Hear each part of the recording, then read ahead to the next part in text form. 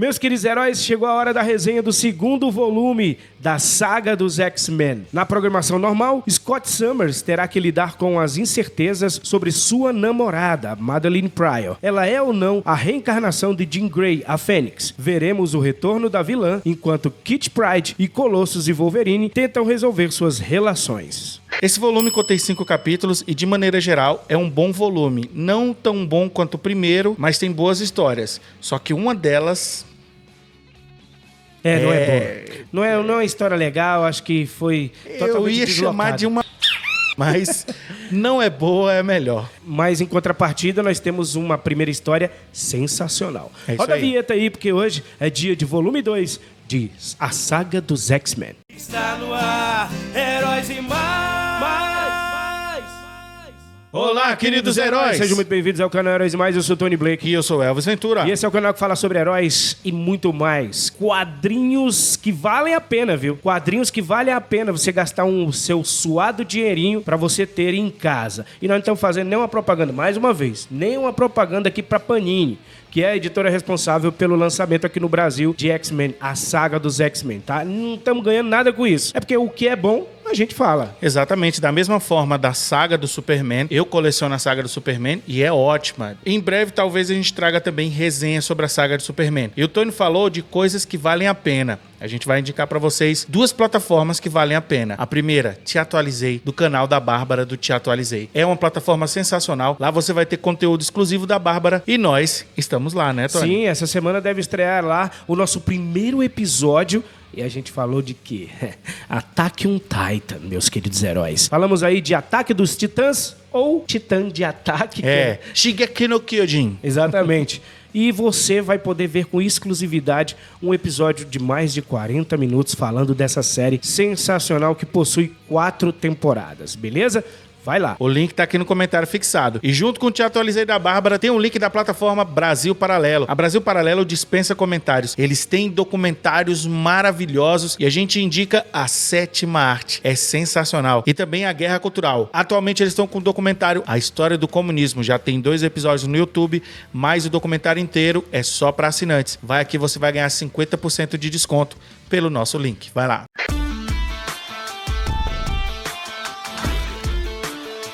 Meus queridos heróis, vocês lembram que no volume anterior o Elvis falou sobre uma pessoa, um vilão que estava por ali, pairando entre os X-Men. Manipulando, né? Manipulando os X-Men. Ele se revela aqui, meus queridos heróis. E é derrotado aí. E é derrotado. Ou seja, começa o capítulo como terminou. A Madeline Pryor e o Ciclope, num romance show de bola ali, eles estão vivendo a vida dele do jeito que eles imaginam. O Ciclope, poxa, eu tô com uma mulher que parece demais com a Jean. E ela, pô, eu tô com o Ciclope aqui, o Ciclope dos X-Men. Então o amor tá grande ali. Tem uma parte que mostra um pouco deles no espaço com o pai dele, né? Exatamente, o Corsário, né? O Corsário. Pra quem não sabe, o pai do Ciclope é um pirata sideral. Exatamente. Aí, resumindo, o Ciclope, que é um cara muito perspicaz, começa a achar algo estranho em Madeline. E ele faz algumas perguntas que ela não gosta, né? Ela fica desesperada e acaba se revelando como quem? A Fênix Negra. Exatamente, assim. O que acontece? O vilão tá manipulando todo mundo e, inclusive, a própria Madeline Pryor e o próprio Ciclope. E acaba acontecendo isso. Ela se revela a Fênix Negra. A semelhança de Madeline Pryor e Jean é 100%, galera. Não é uma mulher parecida. É 100%. É a Jean. Entendeu? É um clone, realmente. O Ciclope fica, pelo amor de Deus, cara. É a Jean, cara. Entendeu? O cara conhece a mulher dele. Alguns pontos aqui, paralelo ao que está acontecendo, a gente vê o nosso querido gado demais, Wolverine, de novo indo até o Japão para falar com a Mariko. Exatamente. Mais uma vez ele tenta entender. Mariko, o que está acontecendo? Por que você não gosta de mim? O que está acontecendo? E ela diz, você não é um lado, meu querido Wolverine. Você não é um lado. Ela, inclusive, muda de chave total, né? Fica com o irmão lá, o Samurai de Prata e tudo mais. Tony, eu senti pena do Wolverine. Foi a primeira vez que eu senti pena do Wolverine. O cara estava apaixonado, decidiu mudar completamente de vida, ia ser o líder do clã Yashida junto com a esposa, mas acabou que a porcaria do vilão se meteu no meio aí e estragou a vida do cara. Mais paralelo a isso, lá na mansão nós temos o Colossus junto com a Kitty Pryde. E a Kitty Pryde é uma sanhadinha, né? Kitty Pryde é uma safadinha, ela dá em cima do Colossus, beija o Colossus. A força, faz uma paradinha lá sensual e ele acaba caindo, né, cara? Porque quem não cai, né? Cara... E eles são pegos ali no flagra pela Tempestade, né? Lembrando que a formação dos X-Men nessa época é Tempestade, Colossus, Wolverine, Ninfa, que é a Kitty Pryde, que depois vai se chamar Lince Negra, Noturno e Vampira. E aqui a gente tem uma conversa bem legal entre o Noturno e a Vampira. Porque, pra quem não lembra, na história passada, a Vampira quase morre, beleza? Ela quase morre. Ela é indestrutível, entre aspas. Ela sofre dano, sim. E na história passada, se não fosse o Wolverine, ela tinha morrido. O Noturno diz que se Wolverine decidiu salvar a Vampira, é porque ela merece, fazendo dela uma verdadeira X-Men. Exatamente, meus queridos heróis. X-Men é assim, é conversa, é diálogo sensacional. Chris Claremont escrevia muito bem essas questões de diálogo, como dizem algumas pessoas, novelinha, né? A novelinha tem que estar ali presente, mas claro, muita ação.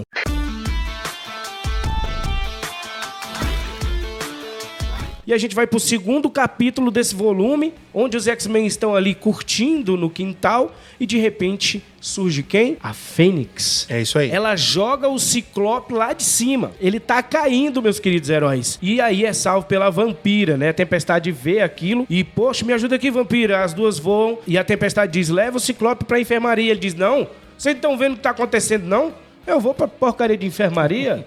Não, e tá muito complicado as coisas. Todo esse capítulo é meio obscuro. Misterioso. Porque realmente os X-Men estão recebendo um ataque, mas não parece ser da Fênix. Quando eu tava lendo, deu a sensação de que a Fênix não era a Fênix. Por que ela jogaria o Ciclope lá de cima? Por que ela não matou o Ciclope lá? Entendeu? A gente... Tem alguma coisa errada. Tinha alguma coisa errada. Os X-Men ali, eles estão meio perturbados ainda com o que tá acontecendo. A Fênix, a Jean... Puxa, ela não tá morta? Eles foram pra Lua, meus queridos heróis, e ela, no lado obscuro da Lua ali, ela morreu. Exatamente. E outra coisa, a Tempestade não tá bem. Não tá bem. Ela não tá bem, ela já tá com outra aparência e os problemas dela vêm desde a história passada. Então fica difícil pra ela tomar as decisões certas. Só que o Ciclope tá aí, né, cara? O Ciclope tá aí. O Ciclope tá aí, e aí é onde você tem que se tocar. Presta atenção. O Ciclope chega pro professor e diz... Eu perguntei pra Madeline se ela era a Jean renascida, porque eles achavam então que a Jean tinha ressuscitado no corpo da Madeline, porque Madeline, na mesma hora que a Jean explodiu, morreu, a Madeline também teve um acidente no avião. Então, todo mundo acha que a Jean entra no corpo da Madeline. E aí ele pergunta pro seu professor Professor Xavier, o Xavier coloca ali o cérebro para tentar entender as coisas. Só que o que acontece? Ele é eletrocutado, meu amigo. É neutralizado. Exatamente. Por quê? Porque o vilão que tá por trás de tudo, você já se tocou, nessa hora a gente já se tocou, tem que neutralizar o Xavier, porque ele é o único que consegue enfrentá-lo, né? Então, o Xavier sai de cena. O mestre mental está ali. E Ciclope se torna a Fênix na frente de todo mundo. Nesse momento, os X-Men já deveriam perceber. Isso aí não é a Fênix, cara. A Fênix não se transforma em ninguém. Isso aí deve ser outro vilão. Mas mesmo assim, eles não entendem. E aí começa os X-Men contra o Ciclope. E, cara, não é porque é o meu personagem preferido, mas o Ciclope derrota todos os X-Men. Você pode pensar, poxa, como é que o Ciclope vai derrotar o Colossus? Como é que o Ciclope vai derrotar o Wolverine? Porque nesse momento o Wolverine já tá aqui nos Estados Unidos. Mas ele derrota os X-Men usando de estratégia, usando de inteligência, fazendo uma junção de fugir, de se esconder, de enfrentar eles separadamente. Por quê? Porque ele já se tocou que o vilão é o mestre mental. Porque as coisas não se encaixam. E ainda por cima, o Xavier sai de cena. Por quê? Porque era o único que ia perceber as ilusões. E antes de acontecer isso, é impressionante, porque eles, os X-Men, tentam entrar em contato com os outros heróis. E aí, meus queridos, aparece uma notícia de que todos os heróis morreram. Inclusive, os Vingadores explodem na frente deles ali na tela, cara. Então, a Fênix Negra tá dominando o mundo. Mas era apenas uma ilusão do mestre mental. Daí os X-Men conseguem perceber que estão sendo enganados e a Tempestade toma uma decisão que quase mata os X-Men, mas era a única maneira de derrotar o mestre mental. Ela congela quase todo mundo. Quase todo mundo ela congela. E assim, essa decisão é uma decisão que Tempestade, numa situação normal, jamais tomaria. Ela realmente foi mudada. Inclusive, algumas palavras daquela moça lá no primeiro volume, lembram? Lá no Japão, algumas palavras mexeram com a cabeça da Tempestade. Aí o Kill foi o gatilho para a mudança da Tempestade. Exato. E por fim, aí o mestre mental é derrotado. A frase do Wolverine é: cansei desse cara. Espero que você tenha curtido zoar nossas cabeças, Xará. E ele quase que vai matando o mestre mental, só que Tempestade não deixa, né, Elvis? É isso aí. Ela mudou, mas nem tanto, né? Por fim, temos o casamento do Ciclope com a Madeline Pryor. Meus queridos heróis, Ciclope, ele não aguenta ficar sem mulher. Ele não aguenta. Já foi casar com a mulher, mesmo depois de todas as complicações. Não, mas aí teve a prova, pelo menos pra eles, que ela não era Jean, né? Então... Tudo era questão do mestre mental que estava na cabeça deles. Isso, a partir daí nós vamos realmente descobrir quem é Madeline Pryor. Ela sem a influência do mestre mental.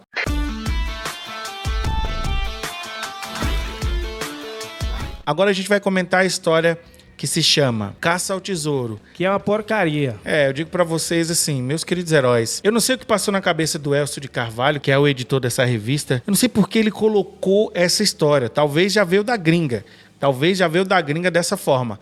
Mas essa história, cara, é quase uma metalinguagem. A Marvel faz parte da história, entendeu? Você tem citação do Stan Lee, você tem o editor da Marvel da época, desenhista, você tem...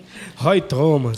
Você tem as John empregadas Byrne. lá, as secretárias, e assim... O cara fez uma parada de não é quarta parede, né? É a 105ª parede aqui. A história tem um alienígena chamado Homem Impossível. Esse alienígena tá numa disputa ali entre o povo dele e acaba vindo pra Terra e metendo os X-Men, os Vingadores, a SHIELD, o Kazar. Ele faz uma lambança. Até o Garfield.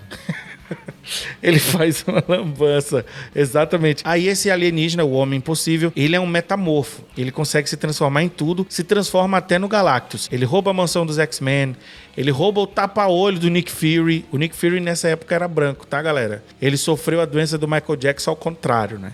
Hoje ele ficou preto, mas na época ele era branco. Ele rouba as roupas da Vespa, dos Vingadores. Tem uma coisa legal aqui. A mulher Hulk leva uma surra da vampira. É legal. Isso é legal. Ela leva uma surra, porque a vampira é forte, né? Ela subestimou a vampira, levou uma surra, a vampira pegou os poderes dela. Então essa história tem esse pano de fundo, mas a intenção da história é apresentar a Marvel. Apresentar os editores, os desenhistas. Sinceramente, não gostei. Pra mim, eu cortaria essa história aí e jogaria fora. Isso aqui foi um volume que saiu lá nos Estados Unidos, não saiu no Brasil, agora que eles resolveram publicar. Isso aqui era um volume especial, um volume anual. Isso aqui talvez nem seja canônico. Não é, claro que não. Com certeza não é canônico no universo. Então, eles fizeram de uma forma que entrelaçava a vida do universo 616 com a vida normal. E não deu certo. Não é engraçado. Tenta ser engraçado, mas não é. Não é. Mas se você leu aí, diga se você achou engraçado ou não, se você gostou dessa história.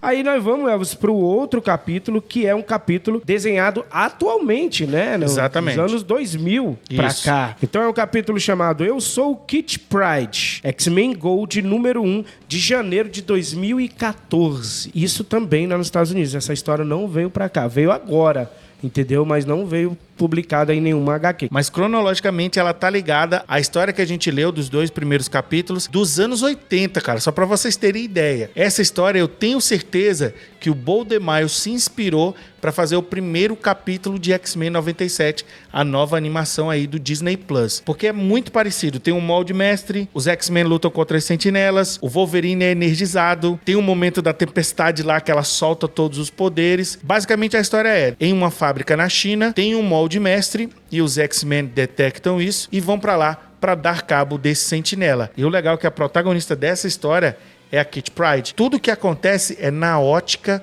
da Kitty Pryde, que, cara, é uma personagem sensacional. Eu adoro essa personagem. Chris Claremont sabe fazer muitas mulheres. E esse foi um dos pontos positivos e que chamou muita atenção de muita gente, principalmente dos homens, tá? Na época, quando ele reinventou os X-Men ali na Nova Gênesis.